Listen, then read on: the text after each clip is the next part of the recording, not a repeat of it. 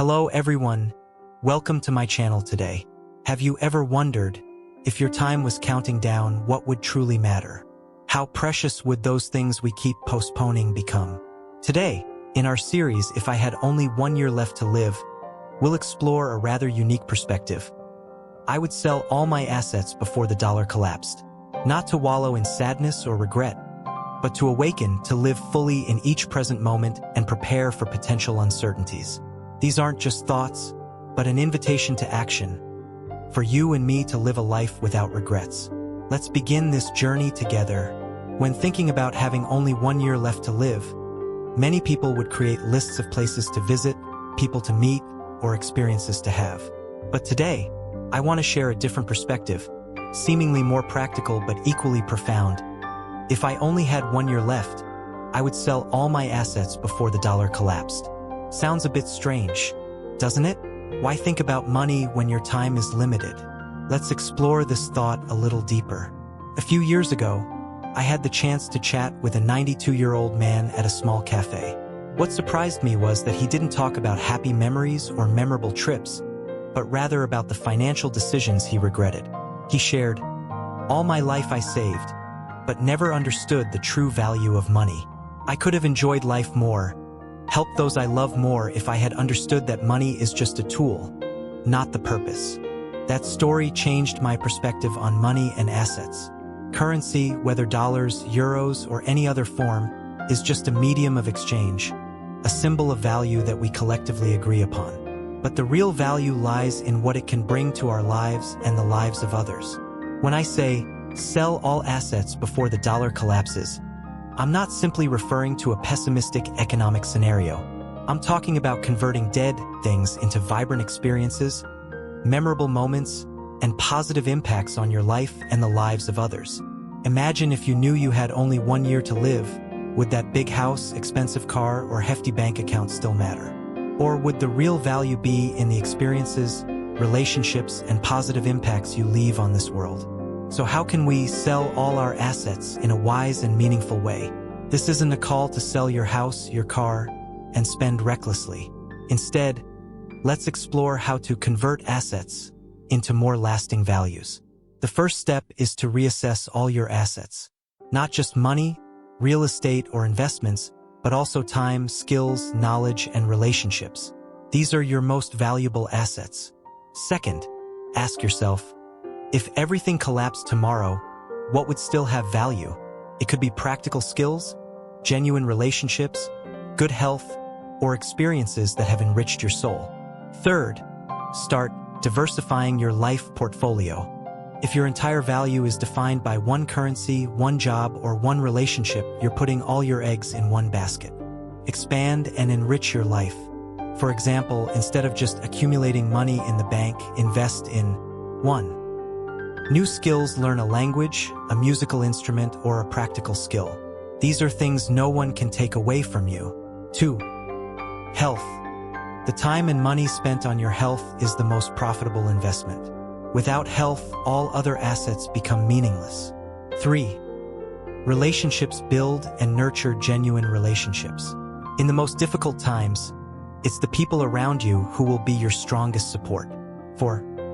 Experiences. Instead of buying more stuff, invest in experiences. Research shows that memories from experiences bring longer-lasting happiness than material possessions. 5. Helping others. When you help others, you create value not just for them but for yourself. The feeling of happiness and satisfaction from helping others cannot be bought with money. One of the biggest obstacles in implementing this idea is fear. We fear change, fear stepping out of our comfort zone, and especially fear facing uncertainties. But remember, life is inherently uncertain, and sometimes our biggest fear is looking back and regretting the things we didn't do. The idea of selling all assets before the dollar collapses carries deep lessons about how we define value in life. The first lesson is about the impermanence of everything. All empires eventually fall, all economies eventually crisis, and all currencies eventually devalue. History has proven this many times. But what endures are the values we create and leave behind. The philosopher Marcus Aurelius once said, "Everything we hear is an opinion, not a fact."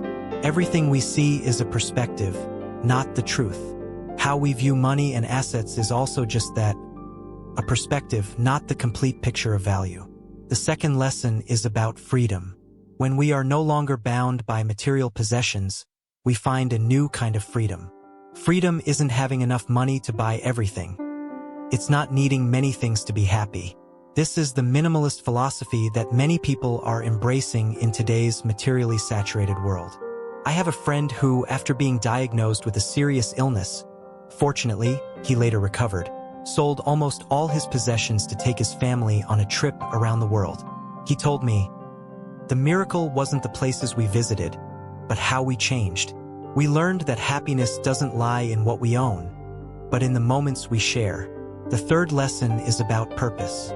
When faced with the prospect of limited time, we are forced to ask, what truly matters? What do I want to leave behind? These aren't questions about money or assets, but about meaning and impact. A famous study on the top regrets of dying people revealed, no one regrets not working more or earning more money. They regret not spending enough time with loved ones, not pursuing their passions, and not living true to themselves.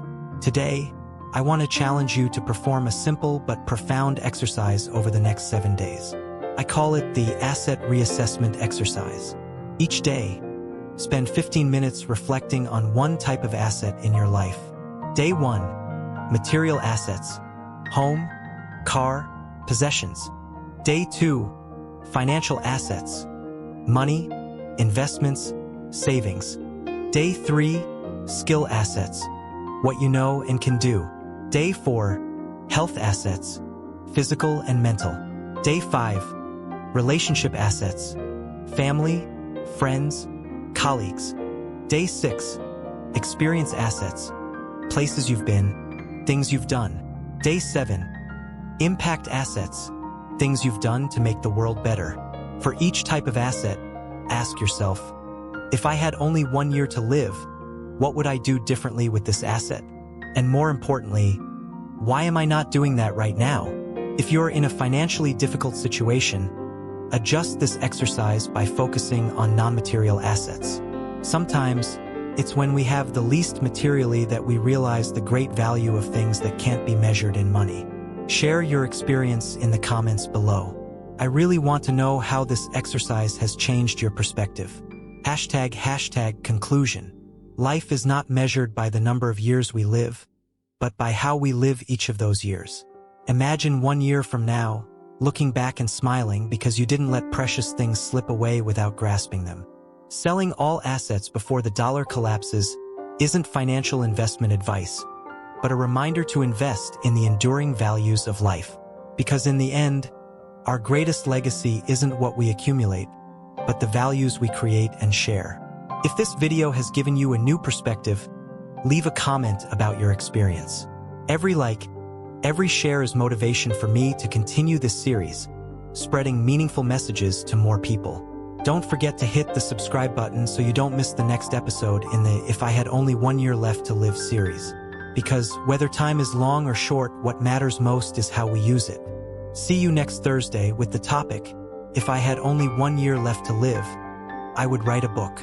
Remember, each moment is a gift. Open it with all appreciation.